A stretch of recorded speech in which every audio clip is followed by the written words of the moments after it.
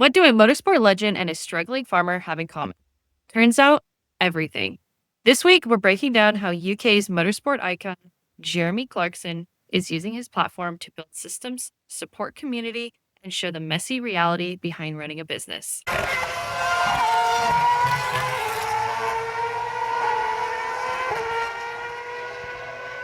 Welcome back to Full Throttle Finance, a financial literacy podcast where we break down complex financial topics into fun, relatable, practical discussions. My name is Felicia, and I am your CEO here at Clean Bee Consulting. And I'm Allie, Senior Bookkeeper. Whether you're running a race program or just getting your business off the ground, we're here to help you make small shifts that drive better financial performance. Last week, we dove into task management systems, why they matter, how we use them, and tools we've tested along the way. From pen and paper checklists to platforms like Asana, Notion, Count, we broke down what actually helps teams stay on track. Whether you're managing month-end close, pit crew setup, having the right systems makes all the difference. Today, we're talking about something really fun. We're talking about the Amazon Prime hit series Clarkson's Farm, specifically season 4, which recently released, and what former Motorsport TV host has to teach us about real cost of entrepreneurship, the power of community investment, and how building trust in systems can transform a rural economy. If you're not familiar with who Jeremy Clarkson is or what Clarkson Farms is, then let me give you a little bit of background. Jeremy Clarkson is a former Top Gear and Grand Tour host, 2 of the biggest motorsport shows on the planet. Felicia, wouldn't you say he's known for being a big personality and maybe has some controversial opinions and topics that he talks about? Yeah, Jeremy Clarkson is known for not being afraid to talk about controversial topics. I think that's probably part of the reason why a lot of people actually do like him. It stemmed from when he was the host with Richard Hammond and James May on Top Gear under BBC. They would just talk about the things that nobody else wanted to talk about. And you had huge audiences there in the studio all of the time that are like genuinely laughing alongside some of these controversial topics that they're talking about, right? And he's both beloved and heavily criticized over the years, especially after he was dropped by the BBC in 2015 when he had an altercation with one of the producers. But instead of disappearing from after Top Gear kind of fell flat for him, he and his co-hosts, James May and Richard Hammond, actually ended up signing a deal with Amazon Prime where they moved to shoot a similar motorsport series, if we're being completely honest, to Top Gear called Grand Tour. And it's fun because Grand Tour kind of pokes play at Top Gear, honestly. Like, it's kind of structured a little bit similarly, but they do a lot more of the fun things, I think, that they maybe wish that they were able to do with Top Gear under the BBC. The Amazon Prime was like, sure, go at it, have fun, do all these things. And it's actually kind of cool. I told Allison this story, but in season 1 of the Grand Tour, when they actually started filming with Amazon Prime, they filmed an entire episode out in Western Colorado, which is where Allison and I were living. But they did an episode out in the Western Colorado canyons, which is where I really learned a lot of my motorcycle riding skills, was out in that canyon. They did a really fun episode with jaguars. If you haven't seen that episode, you should totally go watch it. It's a beautiful little piece of paradise, and they have a lot of fun out there playing in canyons that I used to frequent.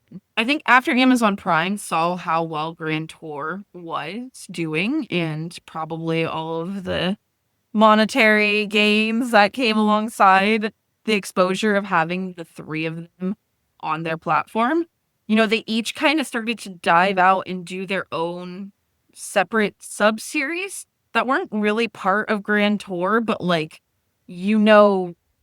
Jeremy Clarkson, James May, Richard Hammond, so they're like those familiar faces. James May had a show about cooking, which I watched all the episodes about, and he has a lot of really great cooking tips to share. And I would love to sit down and have a meal prepared by James May one day. That'd be pretty cool. And Richard Hammond went off to have like a restoration show where he really honed in on his skills of restoring old motorsports and moto projects, which also coincides with Jeremy Clarkson's spinoff, which was Clarkson's Farm, what we're here to talk about today, right? So in 2019, he did something interesting. He leaned into a completely different passion project. And I don't think anybody saw this coming, right?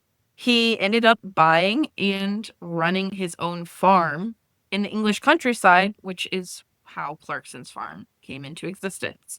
You know, Clarkson was already an icon at this point, and with all of their success on Amazon, undoubtedly Amazon was happy to just continue to let them be creative how they wanted to be creative.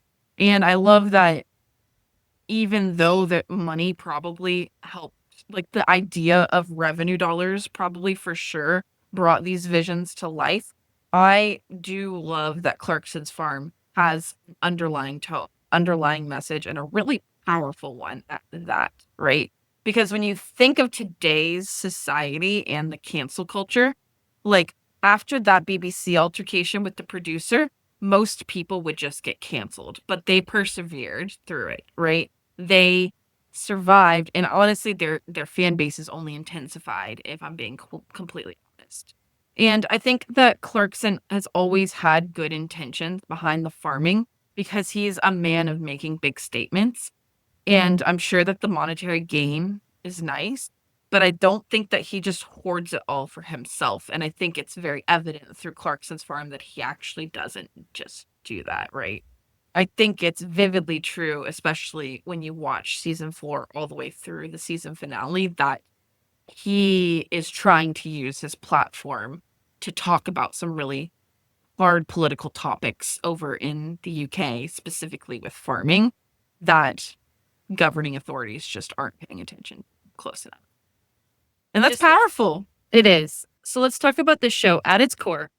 This is a series about someone who has no idea what he's doing. He was completely into motorsports and then decided to go into agriculture, learning how to do it completely from scratch and doing it in front of everybody in the world. Yep.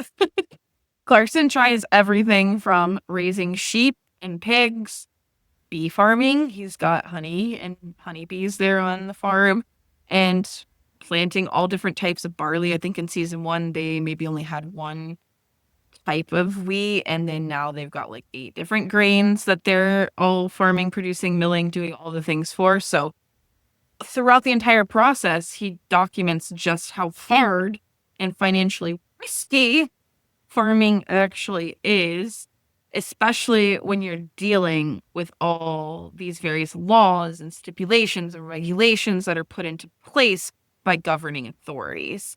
And season 4 focuses heavily on how the local farms are impacted by bureaucracy, by supply chain issues, and by government restrictions. There's an emotional thread in there too, that Clarkson generally wants to support his community and preserve the farming lifestyle in the United Kingdom because it is a dying trade. And honestly, does that sound too far off from where we are here in the United States with things either? But like they're very similar, right? This message is actually really clear in the last episode or 2, honestly, where you really start to see the pub, the farmer's dog, come to life. All of the details across the board, like especially the fact that they are so focused on locally sourced ingredients for their pub, like to the point where I don't even know if you know this, Allison, but they don't have ketchup there at the farm or at the farmer's dog, like at the pub. They don't have ketchup because they cannot find a brand that uses 100% locally sourced ingredient to make the ketchup. So they don't offer ketchup at a pub where you serve fish and chips, right? Yeah. They were really focused on making sure that everything was intentional, that their supply chain supported the local community. And this is all stemming from a very big name in the United Kingdom, right? I think that that's so powerful. If you make that much money the people that put it back into their people, right? Like what we talk about doing all the time. Putting the money, if you're not paying it in taxes to the government, you put it in your people. Jeremy Clarkson's trying to do that, maybe not necessarily by avoiding taxes or like figuring out how he can lessen his tax burden, but he's trying to figure out how he can use his money to boost the local economy for farmers. And that is just so powerful. And this honestly isn't that different from running a race program, is it? Nope. Or a service business for that matter. I think every episode really felt like, should I invest in this? Can I afford that? How do I get the permits, the licenses, and funding? And what does that all sound like? That sounds like exactly a race program or a small business. Mm-hmm. It's the entrepreneurial journey with tractors instead of tech. And I thought it was really funny. Clarkson actually purchased a Lamborghini tractor. Um, I thought imagine how funny it'd be looking over at your neighbor's tech or equipment and you see a Lambo. I just think that'd be so funny. It's funny too. I love because Caleb is the farmhand there at Clarkson's farm, and he gives Jeremy so much trash all of the time about his Lamborghini tractors because clearly he's buying it because it's the name Lamborghini and Motorsports and this and that. But it's not necessarily the right tool for the right job that he needs done at that point, right? And we've actually really got to talk about Charlie Ireland. That is the farm's accountant, because honestly, he's kind of the unsung hero of the whole show, isn't he? Yeah. Charlie's my favorite. And I mean, obviously, for obvious reasons, he's the accountant. But Charlie gives it to Jeremy straight. He is the numbers guy, and he's constantly reminding Clarkson, not all ideas are good ideas, especially when it comes to the financial side of things. Charlie represents the importance of having an advisor who will protect your business from yourself. Kind of like what we do for our own here at Clean Beef Consulting and through Full Throttle Finance. At the beginning of season 4, I don't think that Charlie was behind the whole idea of the Farmer's Dog pub, because pubs in England had actually been closing at an alarming rate since the pandemic. And, maybe that's not an ideal industry right now to dump a whole bunch of money into and to establish a business in. He gave really great advice, though, for the hospitality industry specifically. But I think that it actually translates to any industry, really, with retrospect to what its busy season is. But Charlie said something along the lines of, it was a combination of lack of experience and the short time scale. If you miss summer, then it's a long winter. I think that that's really powerful, right? Meaning getting all of your ducks in a row so that you can launch at the appropriate time to make sure that the cash flow is there, take you into those slower seasons, is a really important aspect. And another way that you can even look at that too is you think about it in motorsports terms, right? Getting all of your sponsors for the upcoming season locked in well ahead of the start of the season so that you have a budget to play with. And you're not just chasing sponsorship dollars or having to get creative mid-season because you have no money, right? I think that that statement, like I said, can resonate with a lot of different industries in a lot of different ways. And I also think that Charlie was alluding to something like what race teams experience going out to test at a track too.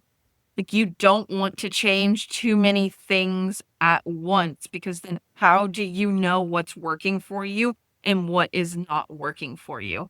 I think that Charlie wanted Jeremy to focus on the farming and getting the farming right before starting that next business adventure.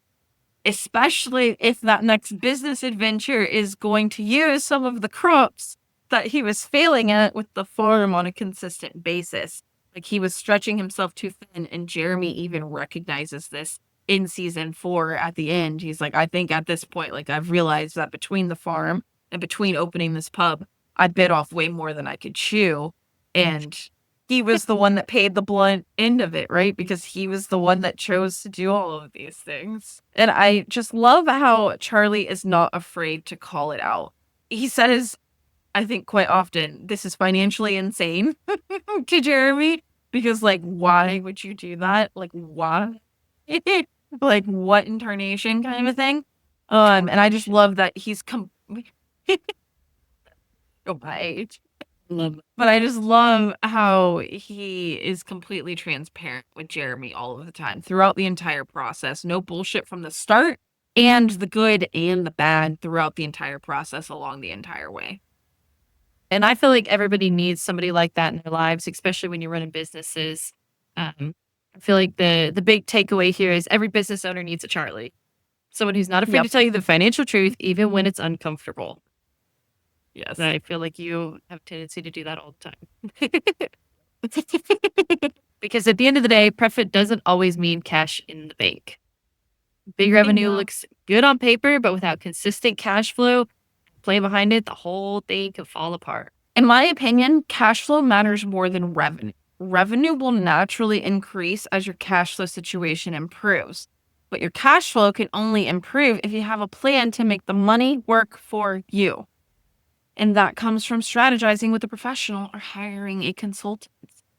At least to begin with, you might not need the consultant for forever, but you need them to help you build these good, sustainable, long-term habits. And once those habits are practiced well enough, then they eventually turn into rituals for you. And then it's just second nature, and it's just what you do. Your brain automatically goes there.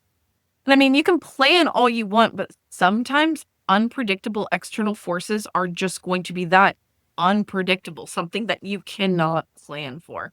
Things like weather, disease, or regulations that you didn't see coming. They can destroy even the most well laid out business plans, which is a point that strongly parallels the unpredictability faced by small business owners and in motorsport teams when they go out and they go racing, right? The unknowns.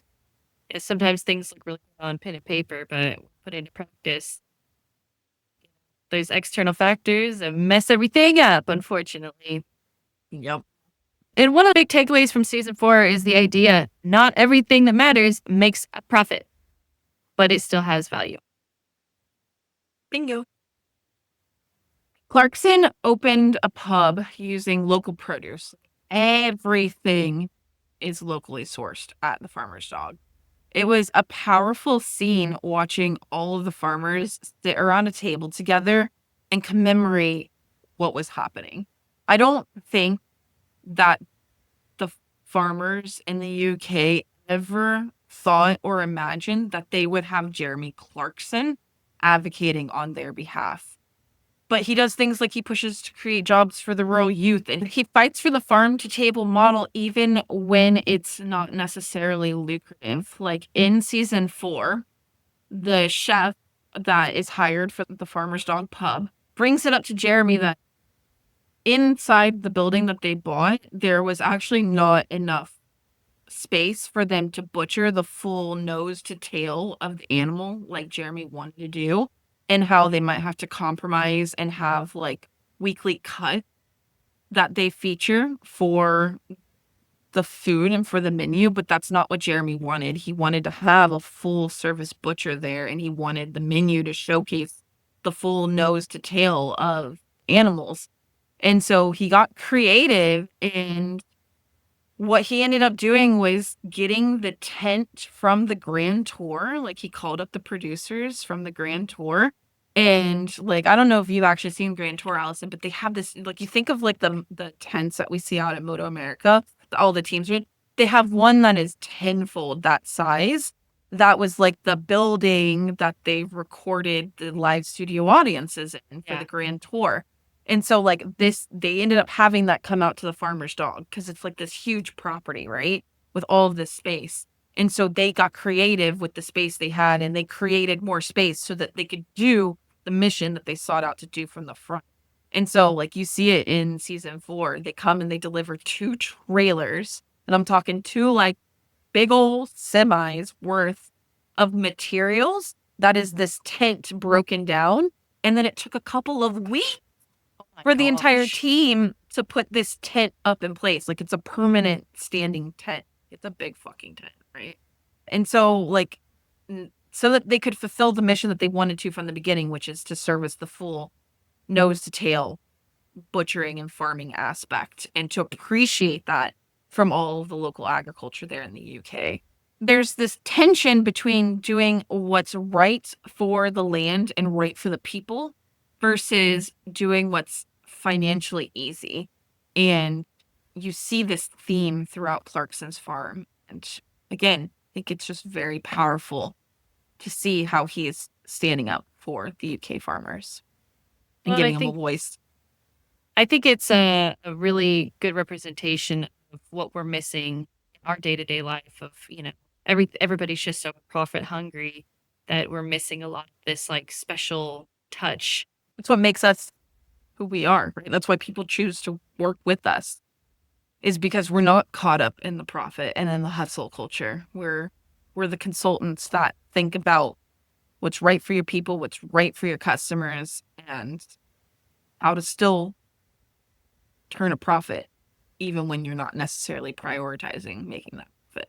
That's what we're doing here at Full Throttle Finance. That's what we believe, and that's what we're trying to push with our values here. And that's why we sponsor race teams. We support emerging entrepreneurs. We're not just doing it for the dollar return, because these communities really do matter to us. And without the people like us investing in these young people, without caring and pouring into this sport, it's going to dwindle away. Seeing a young person find that passion in motorsports is really where it's all at. Whether it's in paddock or the pasture, success often starts by giving more than you take. I think that's a really important phrase there. Giving more than you take. I think society takes a lot. Takes a lot from us. We take a lot from society. But if we can give more than we can take, then that's where real change starts to happen. Agree. So this show is not just about the financial side of running a farm. It's actually really funny too, isn't it? Yeah, it's so funny. This season, we met a new face, TikTok farmer Harriet. She came in to lend Jeremy a hand at the farm while Caleb, who is the normal farm manager, was out for a bit during the first few episodes. And when she first met Clarkson, he was like, "So you've seen Clarkson's farm, right?" And her response was, "I've seen the YouTube short. I don't got time to watch all of that." Which I think is so great, because she's a little baddie, and she's a hardworking farm girl, and she knows so freaking much. Like, I don't think that there was a situation that came up on the show that she didn't show that she is a walking, talking encyclopedia for farmers. Like, she is amazing. And we follow her on TikTok now too, right? Like, she's super cool. I didn't ever see her before Clarkson's farm, but I'm happy that she was on Clarkson's farm because she's hilarious. And then there's always ongoing banter between Clarkson and Caleb, who is the farm manager. And I love Caleb because, again, he's another one who is brutally honest and directly to Jeremy's face about how shit his farming skills are, to be quite honest. And Lisa's great too. She's Clarkson's partner and she's from Dublin, so she's a bit spicy, but she keeps it real. She's not just Jeremy Clarkson's longtime partner. She's also a key figure on the farm, and she's deeply involved with the daily operations. She helps run the farm shop. She helps with the animals, and she steers the whole brand of Diddley Squatched alongside Jeremy to make sure that it's going to be represented how they want it to be represented. And so, when you look at who Clarkson has surrounded himself in this business adventure with, right? You've got Charlie, the accountant, who literally does not play around and tells him that he's making bad decisions on the regular. You've got Harriet, who is like, "I don't care about your fame. You're doing things wrong, and this is how you do things properly. And this is what we're going to do things properly." You've got Caleb, who's not afraid to tell Jeremy, "Yo, you suck at this. This is how we need to do it." And then you've got Lisa that just holds everything accountable and also does not allow him to just do whatever he wants. She also calls him out for his shit. So it's he's surrounding himself with a whole bunch of people who are not going to just feed into his ego, right? It's a whole lot of people that are not afraid to call him out on the things that he's screwing up, which helps keeps him aligned on his mission and on his goals, in all honesty. And fun story too, it might be a spoiler for everybody for season 4, but I thought it was hilarious. Talking about the piglets that Lisa and Clarkson were raising together. While they were raising the piglets, there was one little guy that like just did not grow like the rest of them. Like he just stayed a little guy. And Clarkson jokingly names it Richard Ham. It's a cheeky It's a cheeky nod. I know. It's a cheeky nod to his longtime Top Gear and Grand Tour co-host Richard Hammond. And the joke plays on both the name Ham, because Richard Hammond, obviously, but also because Hammond in real life tends to be the butt end of Clarkson's joke. That's a lot of the time, too. So throughout the show, Clarkson often draws comparisons between animals and his former co-hosts and other political figures, maybe, that he's met along the way. And it just adds a layer of humor for fans with their dynamic. And again, it ties back in the people who supported them with the motorsports too, who is supporting them in this farming endeavor too. And, it's all part of the show's charm, blending personal jokes with light insult and real farming challenges with a little bit of motorsports thrown in, right? Lamborghini tractors, like we've got to have the motorsport twist. All of it combined to create something that is just as much about storytelling as it is about agriculture, which is much like what we try to do when we blend motorsports and finances together here at Throttle. Yeah, I thought it was so cool when you brought this idea to me to talk about this podcast, because it really felt like seeing what we're trying to do on a grand scale. And I loved it. So I'm really glad that we were able to talk about it today. So I think this is a really great place to wrap things up. If you're building your version of a diddly squat farm, whether it's a race team, a bakery, or a side hustle, we're here to help. Just book a consult with us. Send us a message. You can visit our website at www.cleanbeeconsulting.com/full-finance. That's CLEANBEE consulting.com. And if you found today's insights valuable, please like, share, subscribe, comment, tag, do all the things to show your support for what we're building here at Full Throttle Finance. It makes a huge difference. Thank you so much for tuning in, and we'll see you next Friday as we continue to break down finances with a motorsport twist. We'll see you. See you next Friday.